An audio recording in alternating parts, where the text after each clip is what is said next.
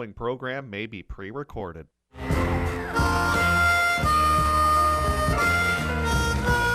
Good morning, and welcome to Connections Radio Show, where we talk about ideas that matter. I'm Laurie Fitz, your host, and it's the first Saturday of the month. So, of course, we're talking Diversity Institute. And our co-host today and co-producer is from the Diversity Institute. In fact, Malissa Adams is the president and executive director. Welcome, Melissa. I'm so glad you're here today. Hi, Laurie. Thank you so much for having me. As usual, I'm always excited to be here and happy to work with you on this program for racial healing. Absolutely. And I love the Diversity Institute, and it's so important to let folks know that the Diversity Institute believes that diversity is everybody's business, and it's the potential of all individuals is what you care about. And when we do our show with the Diversity Institute, what I love is that we're really exploring cultural identities. We celebrate the richness of multicultural voices, sharing cultural perspectives and insights. We discuss needs and opportunities for multicultural communities and allies. And we address challenges in creating social justice and equity. And we do that by doing Straight Talk. And I love that we were talking one day last December about a book we both loved, The Racial Healing Handbook. And we went, let's do like shows on that. Yeah. Let's just break down the handbook. And it's a great handbook. It's called The Racial Healing Handbook. It's practical activities to help you challenge privilege, confront systemic racism, and engage in collective healing. It's by Annalise Singh. And you can buy this book. I mean, we're going chapter by chapter in the handbook to just look at what she offers in terms of how do we do the process of healing, because we are hurting. Mm-hmm. But Laurie, what stood out to me as you were reading that or calling that out is that engage in collective healing means we have to do it together. Yeah. We have to heal together, and collective really stood out to me. You have to be connected to people. And you and others need to heal together. Right. So I really like that collective healing. Well, we're uncomfortable, aren't we, as a nation and as a world? We're just uncomfortable talking about race and not knowing how to make the connection. And because it's uncomfortable, you've always said that you need to get comfortable with being uncomfortable. If you want to get comfortable, then be okay being uncomfortable. Yeah, it's okay, to be uncomfortable. And I think the most important thing for folks to remember is that we can't grow in our comfort zone. And that even as children grow, we hear they have growing pains. It doesn't feel good to grow. Yeah. It's hard. It's going to be hard. It's going to be uncomfortable, but on the other side of that is a breakthrough. But how proud you are when you are growing, when your family marks on the door jamb where you're at. You go, wait a minute, That's look true. at that. Look at that. It may have hurt, but I've gone from this mark to the next. And sometimes I think we need to create our celebrations for growth as well. Yes. So that it was painful. Yeah, it was hard. You can look back and go, that was awkward. That was a growing stage that was awkward. But I see things differently now. I'm taller. I'm taller in gaining cultural intelligence, cultural insights, and I want to celebrate that. Well, and I like that you said it was awkward, because sometimes those conversations are very awkward. Yeah, they are. And you make mistakes, and it hurts. But once you get through that fumbly, mumbly, awkward, when you can work through those moments and have real conversations, authentic conversations, what richness is there for you? Maybe you don't have the words initially, and the words have to come like practice, just like you practice. You may not be a fast runner, but you work yourself up, and all of a sudden, or even if you don't want to be a fast runner, you don't want to even walk a mile.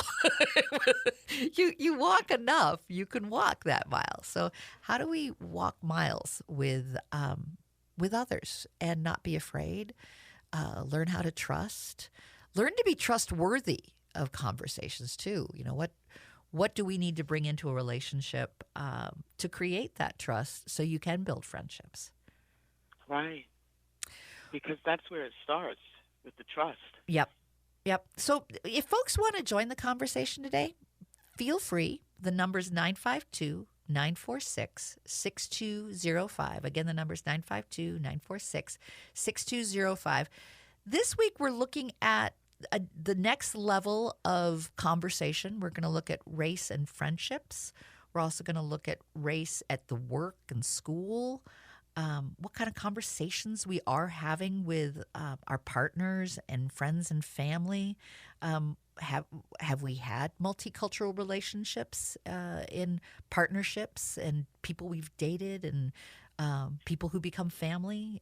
What's that like? And then we're gonna close the show looking at how do we make friends and connections with diverse individuals? What are some things to be thinking about? So throughout the show, we'll be talking about those good things.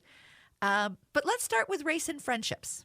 And I think one way to start it is Melissa and my friendship. It's a hoot. Yeah. Sometimes it is. When we talk, because we're at the same sort of time in our life. We seem to be doing similar things, like house. Yes. We talk about our house renovations, painters coming, new kitchen counters going in, and laugh about our challenges that we're facing in tearing our home apart. Yes. And then you know what really blew my mind was when I found out that we have the same type of dog. Yes, we had the same type. And it's a strange dog. Right. It's part Pomeranian and part Chihuahua. Very weird mix. And you don't find many of those. And Laurie and I have the same type of dog. I know. It's just we ended up having our COVID shots at the same time. It just and we don't make these plans, but it's that sort of ongoing, life experiences that you can laugh and joke about that are really important.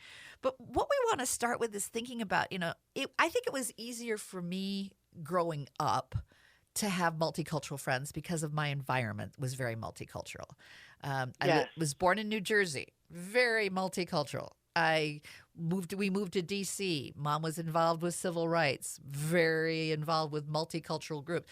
Moved to Southern California. My school, I looked at my picture of me in school. There was not a white majority in my school. I mean, it was 1/3 Latino, 1/3 Asian Pacific, 1/3 white. Wow. Yeah. So it was very multicultural. Same in Northern California and back in D.C. I didn't grow up in Minnesota. I grew up in a very rich multicultural celebration of neighborhoods and community. But not everyone in Minnesota had that opportunity to grow up. And there are parts, I would bet, in New York that are homogeneous Puerto Rican, homogeneous African American. Yeah.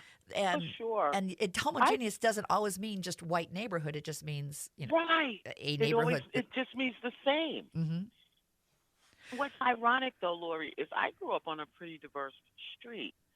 I was on the borderline of the Black community and the borderline of the Hispanic or Puerto Rican and white community. So in Bushwick, there was the Puerto Rican and white community. They had beautiful houses, like they were almost like mansions. Mm. And then on the other side was Bedford Stuyvesant, Brooklyn, where Black folks lived, and it was really, there was a lot of poverty. Our street was in between those two communities.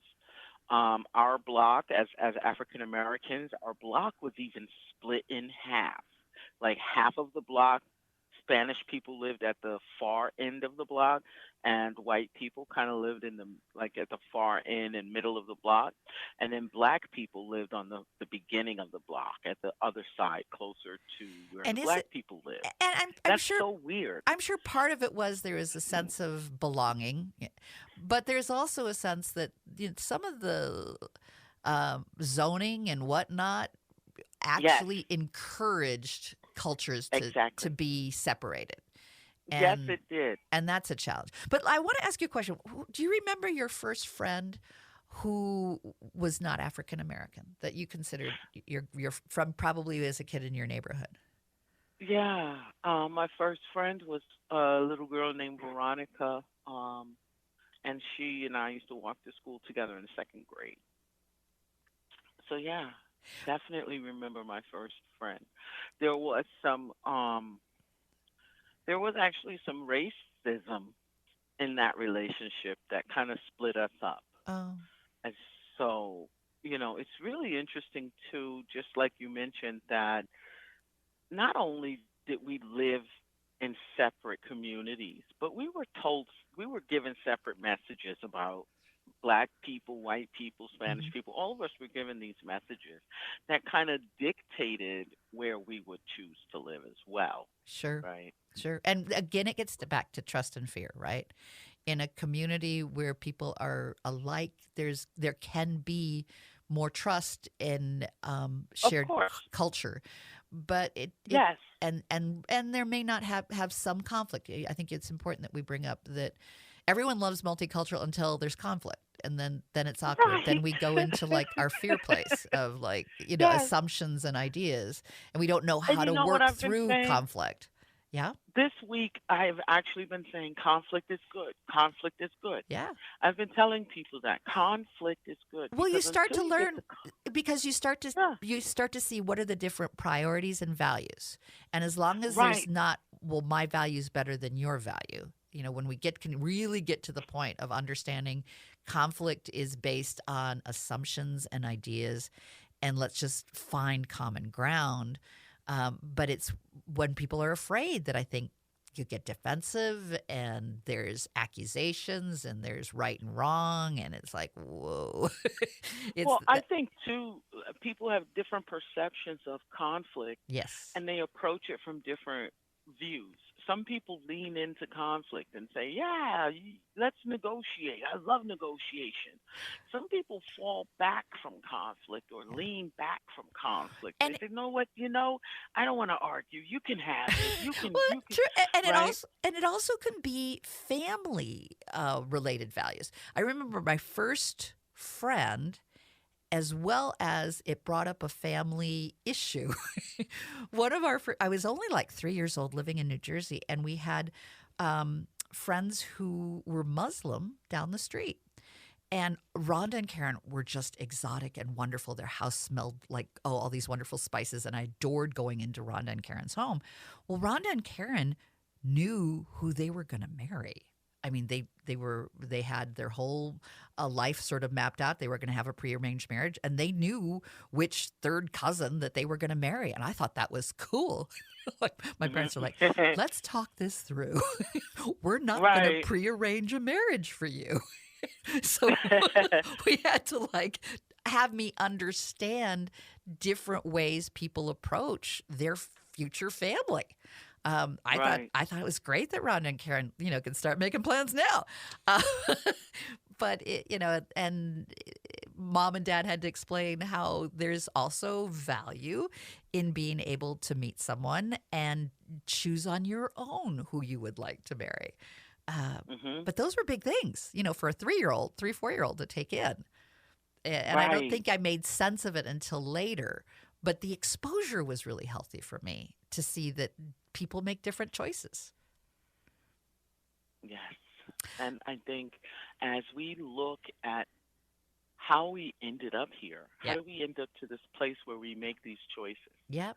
And Lori, you also mentioned earlier that we gravitate to like Yes. people who are like us. And I just wanted to pull back, go back to that for a moment and help people understand that's unconscious bias. Yes. Un, an unconscious bias happens to all of us. None of us, I don't know if science has found someone who doesn't deal No, with it's how our brain unconscious it's how our biases. brain works. We want to feel safe. And so we Right, make all these decisions without even realizing that we're making these decisions. All these bits of information that our brains just sort of goes, "Oh, safe, not safe."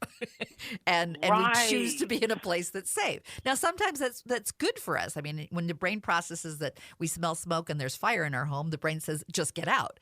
And that's right. good. But if our brain is telling us something isn't safe, just out of, bits of information that we've collected from TV and family and whatnot. And we can take a moment and pause and go, is that my first reaction? Okay, but what Right. about my second reaction? I'm responsible for that one, Right. as you have said so many times. Yeah. And that's the gist of it, right? Making those decisions. But I think you bring up such a valid point. Fear. Yeah. And with that, People I've got to I've gone way over. Of course, take I a always break. do. With that, Of we got to course, take we a always go break. over. So we're gonna keep talking about fear and trust. How do we navigate that? And we're gonna look at work and school in our next segment. So stay with us. We're gonna be right back. Just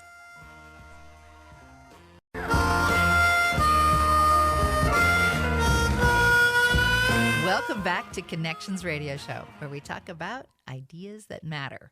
I'm Laurie Fitz, your host, and today our show is co-produced with the Diversity Institute. I have Melissa Adams, who is the president and executive director, as my co-host. Welcome, Hi, Melissa. Lori. Are we having a great conversation or what? We are. Yes. We're talking about race and friendships, and in this segment, we're talking about race and work and school. And I want you to feel free to give us a call if you'd like to be part of the conversation. If you have a question or a comment and want to share a story, our number is 952-946-6205. And I also want to promote the Diversity Institute. Melissa, what's the best way for folks to get connected with the Diversity Institute? What's your website? They can follow us at www.stantonadams.com. Terrific. And the Yeah, so go for it. the Diversity Institute and Stanton Adams are one organization. So folks can go to stantonadams.com. There are also some events they can sign up for on that website. Ooh, do tell us about some of the events. Well, one of the events we're doing is an extensive cohort training on the Annalise Singh Racial Healing Dialogue book. So Racial folks like Healing these Handbook. conversations and want to get into a deep dive with a cohort, that's available, Yes. right? Great. Yes. Great opportunity. The cohort is a lot of fun. Folks actually are really excited about the cohort part of it because they get the opportunity to learn with others. And that's so important. Yeah. And we're going to be talking about that throughout the show, especially, at the end. What are some really important ways to find building relationships and having conversations? It's not easy. You can't just walk up to someone at McDonald's and go, "Can I talk to you about your culture?" It's a little awkward. Right. Right. And they're going to think you're weird. So don't do that. but, but there are ways to have good conversation, and you host those conversations that allow people to explore with each other and work through their own. I do. Yeah. I give people the opportunity to work through some of, and the most important thing is we all need collective healing, and that's why I really liked what Annalise Singh says in the title of her book. And for Because it's those who are just joining us and may not know what we're talking about when we're talking about this handbook, it's the Racial Healing Handbook, and it's written by Annalise Singh. We highly recommend it. We've been going through this book as part of our conversations this year. The first Saturday of the month. I think people should understand that not only do African Americans, Hispanics, Asian, BIPOC people need to heal from racial trauma. Yeah. Our non-BIPOC, our white Americans, our white constituency needs to heal from racial trauma. Meaning they need to heal from what they've been told. We've all been lied to. Yeah. Essentially, and told that being white is better than being black. When in essence, we're all human, and people should feel good about themselves and who they are, regardless as to what their race is. Yeah. Right? And actually going one step further, treasure who we are. It's okay. I think sometimes there are some in the white community, and I have at times struggled with this, of this horrible guilt and shame. And yes, there has been challenges over the years, but we can't just carry that, because then we're not having real, authentic conversations. We're coming not from a place of joy. We're coming from a place of sorrow. And I think if Right. we become engaged and celebratory of our culture, then we can approach other cultures with a shared sense of enthusiasm, a Oh my shared goodness. I cultural. love it. Yeah, I yeah, love what you just said though, because it's true. yeah, We have to have self-awareness and enjoy and love who we are before we could potentially love and enjoy other people. And this goes back exactly. to relationships, right? Yeah, yeah. Before I can appreciate other people, I need to appreciate myself. Well, I know we ran over in the last segment, but so we're going to run over in this one a little bit too. Uh, letting my technician, my technical director, know that. In this segment, we were going to explore a little bit about schools and work. Do you Hmm. have a story for us in thinking about you and your schools growing up, any experience, or it could even be something in Again, your early you know, work? I think what we want to think about too is African Americans, Hispanics, BIPOC people Hmm. have basically been told where we can live, Yeah, right? yeah. So, Whereas, and that impacts where you go to school as well. right, and that impacts where you go to school. But here's the challenge: white Americans had the ability to live anywhere they get to choose where they want to live. Uh huh. Right? They have the privilege of choice. If they wanted to live in a poor neighborhood, they could. If they wanted to live in a more well-to-do neighborhood, they had that option if they could afford it, right? Right. African Americans, if you could afford to live in a safer, better, cleaner neighborhood, you may not have been allowed to do so because Yeah. of your race, because of some of the federal guidelines that were in place, and because of some of the people who were living in those neighborhoods who did not want specifically moved into those neighborhoods to not live with black people, Hispanic people. And you look at the racial covenants inside of some of the deeds, and we can see how people had the choice to live in these communities where they did not have to interact with black people. And when black people or Hispanic people or even Jewish people moved into those neighborhoods, they were treated horribly. Yeah. And So again, that gets back to that school, fear and trust. Why was there fear in right? And having this, those and families so move in? so when you're in school and all you see are people who look like you are not given the opportunity to build relationships with people who do not look like you. Yeah. So when you go into the workplace, and now the workplace is just a little bit more diverse than your school was, and you start to interact with people of color, you do not know how to interact with them because you've never interacted with people of color in your life. Right. And all these people have to go on are stereotypes that they've seen on television.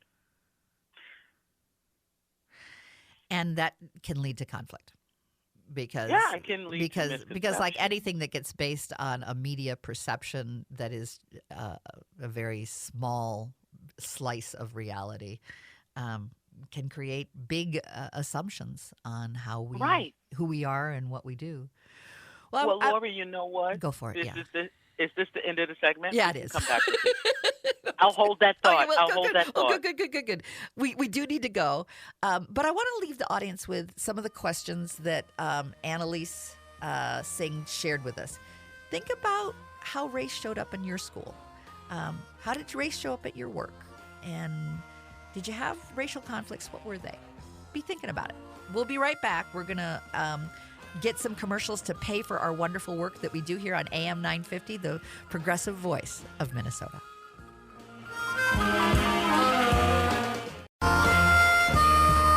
Good morning. Welcome back. I'm Laurie Fitz, and we're so glad that you're making the connections here on Connection Radio Show. Our show today is co-produced with the Diversity Institute. I have Malissa Adams, who is the president and executive director, as my co-host. And the Diversity Institute believes that diversity is everybody's business. The potential of all individuals is important. Welcome, Melissa. So glad you're here. I'm glad to be here. Thank you, Lori. I wanted to mention that Stanton Adams and Diversity Institute are one and the same, and that you Yes. work with both individuals and organizations. And in our last segment, you shared a little bit Yes. about how individuals get involved, but you also do a lot of work in helping organizations build strategies for leadership capacity Yes. and promoting inclusion. And you do a wonderful job in really creating a brave space where leaders can increase their cultural awareness, deepen their knowledge, practice skills, and supportive learning environments. So tell me a little bit about the summit coming up. Yes. Well, the great thing about the summit is going to be 3 days this year. It's online. And what we're doing on the first day is we are talking to leaders from around the Twin Cities and asking them about how they're managing through COVID, through after the death and conviction of. After the death of George Floyd, conviction of Derek Chauvin, what things have they implemented in their organizations when it comes to creating equitable and spaces where people feel they belong. So they're going to give us some tips, tools, and techniques about that on day one. On day two, I'm pulling together people from around the globe and asking them. These are folks who have done work outside of the United States and asking them how they did it.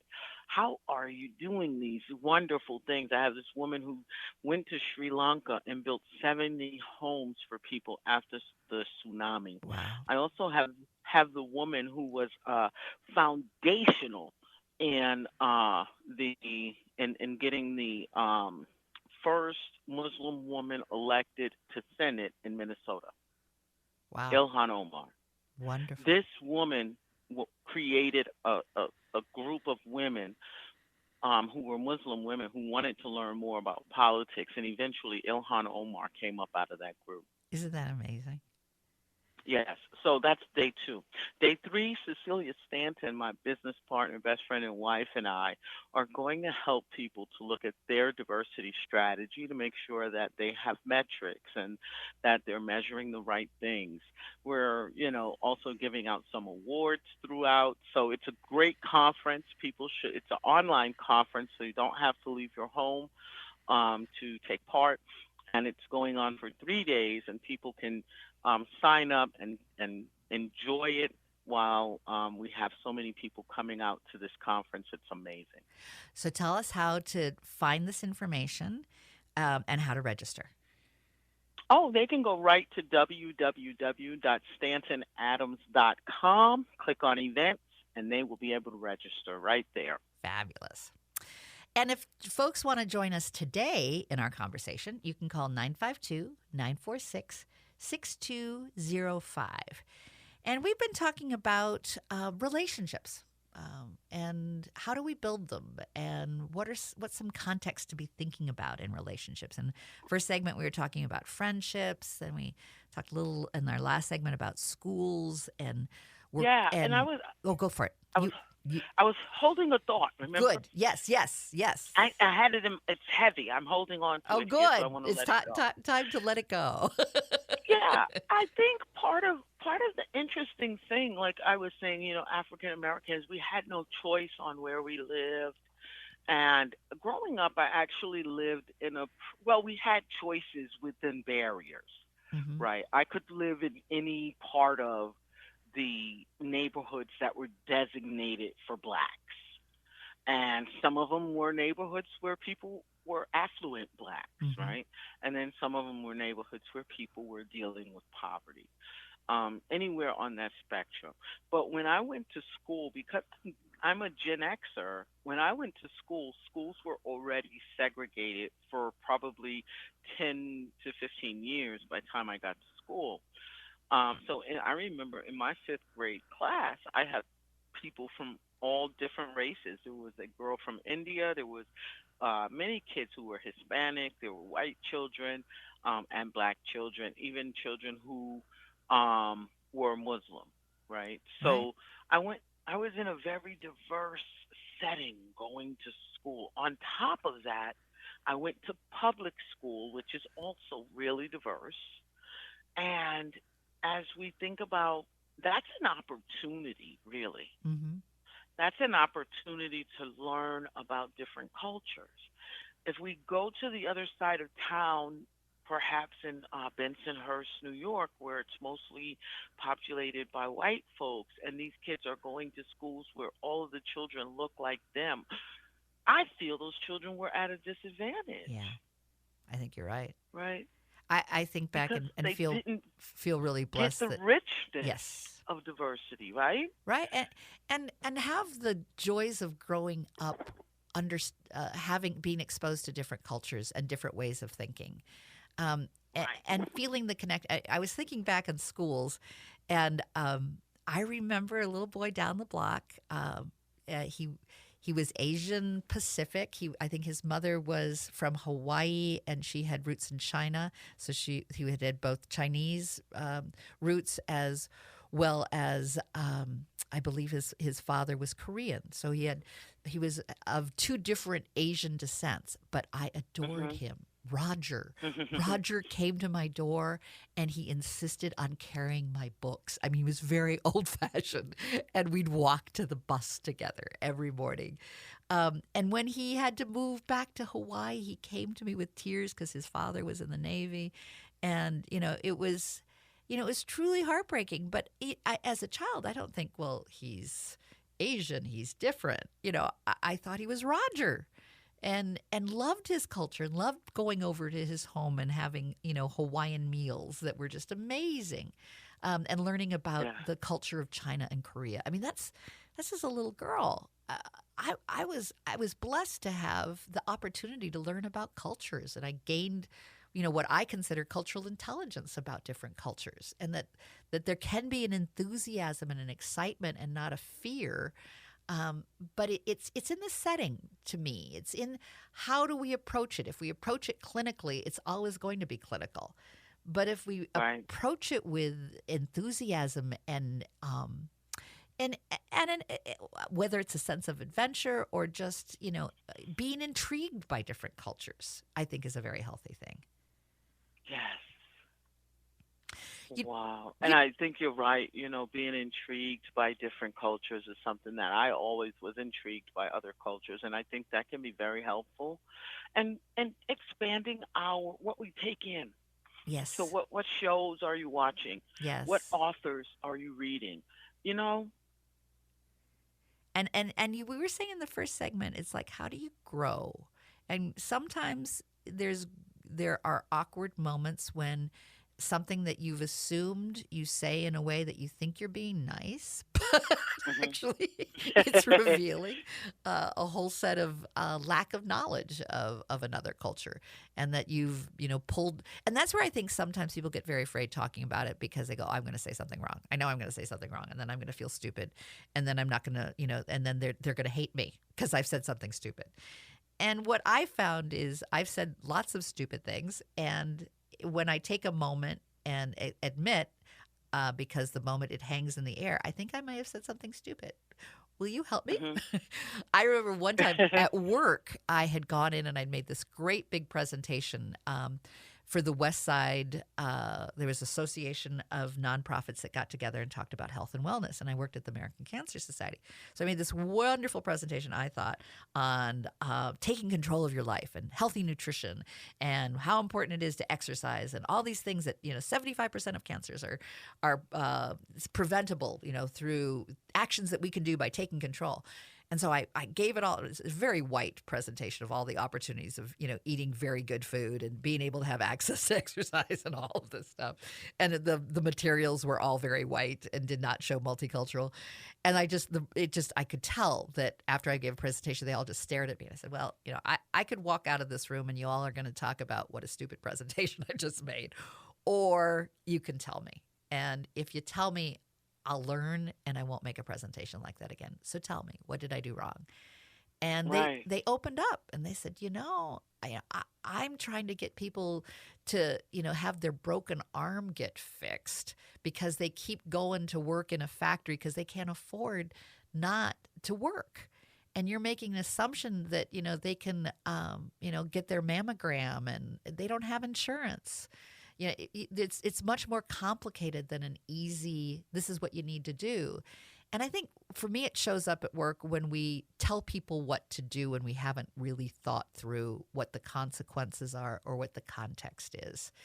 Right. And that's what I learned is that I have to, like, before I make an assumptions of things that how a work should go or what, encouraging with health message or whatnot, it's more complicated. It isn't just an easy answer. And what we think in terms of, get eat more fruits and vegetables. Well, a lot of these places are in food deserts.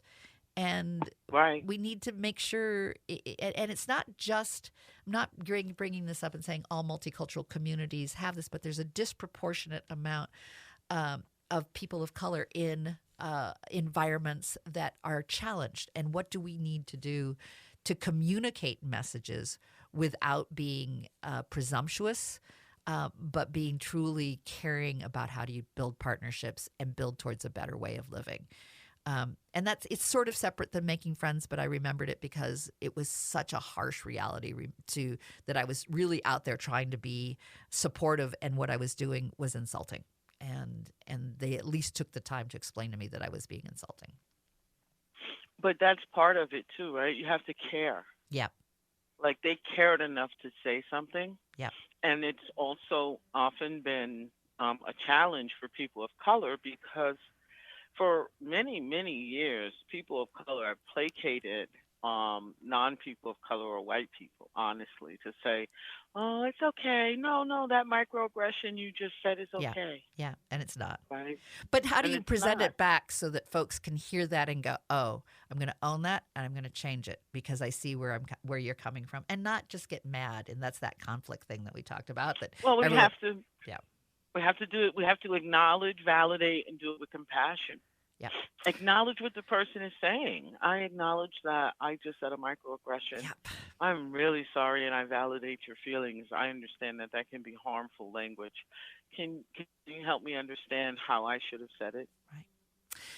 Melissa, we're going to have to make relationships and family and all that a whole show because we're already, we've gone through this segment and we're over this segment. But I do want to make sure that in our next segment, we do talk about thinking about how do you make friends and connections with diverse individuals. And part of it, I think, is through your Diversity Institute. But I think there's some other things to be thinking about as well. So stay with us. Melissa and I are going to talk about how to make some friends. And you're listening to AM 950, the progressive voice of Minnesota, and we'll be right back. Welcome back to Connections Radio Show, where we've been talking about racial healing.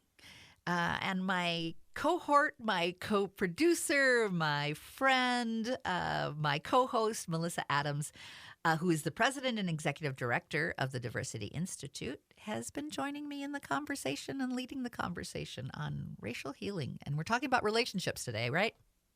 Yes. And relationships are multi-layered. Mm-hmm. You can have familial relationships, you can have work relationships, intimate relationships. So there are a lot of different layers to relations between people of different races. Yeah. And one of the things we've talked about is, the richness of, being able to have multicultural friends. But if you're in a homogeneous environment, sometimes it's hard to know how to do that. And we were going to, in this segment, talk about how to build those. And one way is through your cohort program that you've got through the Staten Adams Diversity Institute. And people can sign up for that. They can go to statenadams.com, right? That's the best way to take a look at that. If you want to have these kind of conversations, Melissa does a beautiful job in leading them. I coach sometimes as part of it as well, so I love being a part of that. And it's a great way to have a deeper conversation.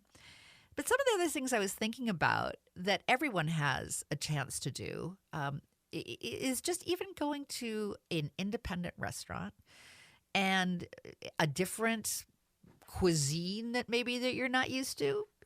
Go explore it and then go talk to the owner about their restaurant or, the folks that are running the restaurant. Get to know them. That they want to do business with you. You want to learn about the culture. Go and not just taste the different cuisine, but get to know the people who are serving you. Get to know the people that own the restaurant. That's what they want. They want to build a relationship with you, right? Yes. And I think as a small business owner myself, I think if people were to come to me and say, "Hey, I really want to learn more about you and learn what it means as an entrepreneur of color, to be in business," I would love to talk more about that. And just think about some of the different restaurants that you go to in the community, supporting those restaurants whether it's a Thai restaurant and you learn, like I learned a lot about the restaurant, the Locust restaurant. Mm-hmm. They have a few different locations. It's family owned. It's Thai food, and the mother and father have owned it all for all of maybe 15, 20 years here in Minnesota, and their children have taken over the restaurant. And I bet you'd love So, to take a class and learn about Thai, how to make Thai food. And right. taking that class, you get to know people in your group as well as who's teaching it. You're taking class. The other Yeah. thing I wanted to bring up is art fairs. Now, I also want to promote, there's a virtual art fair. The powderhornartfair.com is going on right now, and that's the neighborhood where George Floyd was murdered. And what came out of that neighborhood was art. The first thing that we saw was image and art. Art and activism has always been very powerful in Powderhorn art. Yes. So you can Yes. support healing through art and through buying art and getting to know cultures. And we've always supported the Powderhorn Art Fair. Highly recommend taking a look at their virtual art fair that's happening this weekend. And even Yes. if you're not at a virtual art fair, maybe there's art fairs going on that you can go and meet and talk to artists. Make a beeline to artists who are from a different culture. They'll want to talk to you about their art and make that connection. And I think part of what we can do is simply be intentional about when we go out into the world, being intentional about being open and calling those relationships to us. So I believe in the law of attraction in the sense that if you call positive relationship opportunities to you, you will run into positive relationship opportunities. And look in your Rolodex, look on Yeah. your LinkedIn page, get to know some of the people that are a part of your network. We have a lot of people in our Facebook network that we probably don't know. And that we can There are a cultivate. lot of opportunities. Well, Yeah. we're down to just a few seconds left of the show, and I just want folks to know that we're going to come back in one of our shows, and I think the next one we're going to talk about what kind of conversations you can have and thinking about what that Yes. conversation means. We'll also get to the family and relationship that we didn't get to in this show because we talked about so many other things that were all wonderful and great. But we'll talk about, the next step in family intimacy and all of that, and how we talk about race and strategies to think about in that conversation. And we're so glad that you've joined the conversation today and have been part of Connections Radio Show. Melissa, we always love having you. Thank you for Thank you co-hosting so and much. co-producing. It's always a I wonderful always show. love being here. Yeah, all right. Thank you, Lori. Have a great week and think about making go out of your comfort zone.